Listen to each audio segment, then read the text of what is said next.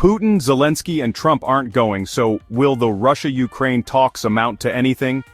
As the call to prayer rang out across Istanbul at sundown on Thursday afternoon, the meeting many around the world were waiting for hadn't happened. However, after a lot of "I'll go" if he goes and "we won't go" if they won't go, there now appears to be some certainty about those who will and won't go to the Russia-Ukraine peace talks, now expected on Friday local time. Neither Russian President Vladimir Putin nor his Ukrainian counterpart Volodymyr Zelenskyy will attend. Instead, they are sending ministers, diplomats, spies, and defense officials. The question now is, will these talks amount to anything? The fact they are due to happen at all is significant because these will be the first direct discussions between Russia and Ukraine in more than 3 years. The only previous meeting was also held in Istanbul just 2 months after Moscow sent its armies charging into Ukraine. Last time, Kiev accused the Kremlin delegation of demanding its surrender instead of seeking to negotiate. This time, the man who helped lead those discussions for the Russian side will head up its team again. Presidential aide, Vladimir Medinsky. He will be joined by a deputy foreign minister, the director of Russian military intelligence, and other government officials. Ukraine believes the delegation is not senior enough to deliver the desired result, an immediate and unconditional 30-day ceasefire. Mr. Medinsky has said his team is prepared to resume the 2022 negotiations and discuss possible compromises. Our official delegation has been appointed by the President's order, and it has all the necessary jurisdictions and powers to negotiate, Mr. Medinsky said. A decorative lineup. When Mr. Putin suggested these talks earlier this week after threats of fresh Western sanctions, Mr. Zelenskyy challenged him to meet in Istanbul face-to-face. However, Mr. Putin said he wouldn't be going, and that left Mr. Zelenskyy with a choice to make: go anyway, or try to match like with like. He went for the latter approach.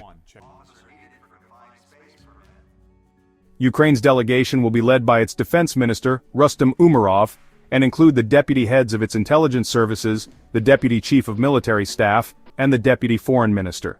Mr. Umerov is best known for negotiating prisoner exchanges and, like Russia's Mr. Medinsky, was part of the delegation in the failed 2022 talks. Mr. Zelenskyy said Mr. Putin's decision not to attend in person, but to send what he called a decorative lineup, showed the Russian leader was not serious about ending the war. The reality is Mr. Putin doesn't care what his Ukrainian counterpart thinks, for 2 main reasons. 1, he doesn't like to be dictated to by anyone, let alone a leader he believes he is defeating in a war.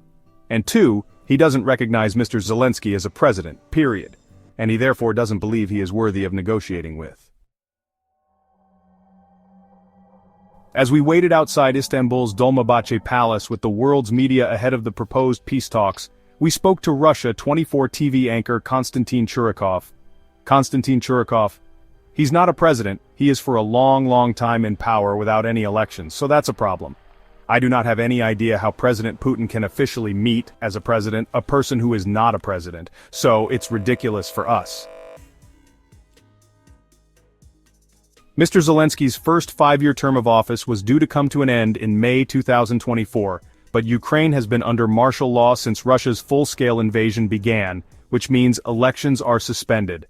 Russia doesn't accept this. If a 30-day unconditional ceasefire can't be agreed to during Friday's talks, Mr. Zelenskyy has said the West must act. Russia does not feel that it needs to end the war, which means there is not enough political, economic, and other pressure on the Russian Federation, he said.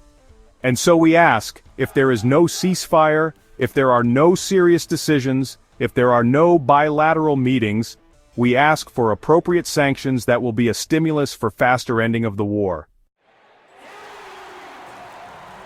On Tuesday, both French President Emmanuel Macron and new German Chancellor Friedrich Merz spoke of fresh sanctions on Russia in the coming days if Moscow failed to agree to a pause in the fighting.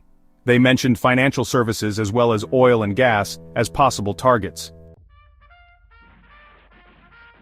Other European nations such as the United Kingdom and Poland are also threatening financial penalties, but Russia knows the quickest way to securing sanctions relief will likely be through the United States.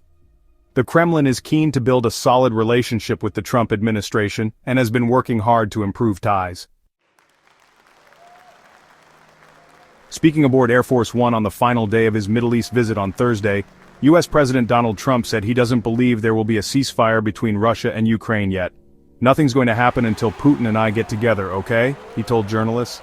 "I don't believe anything's going to happen, whether you like it or not, until he and I get together."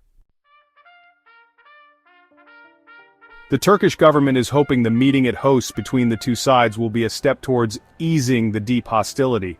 But even one step forward is a big ask when both sides have such deep distrust.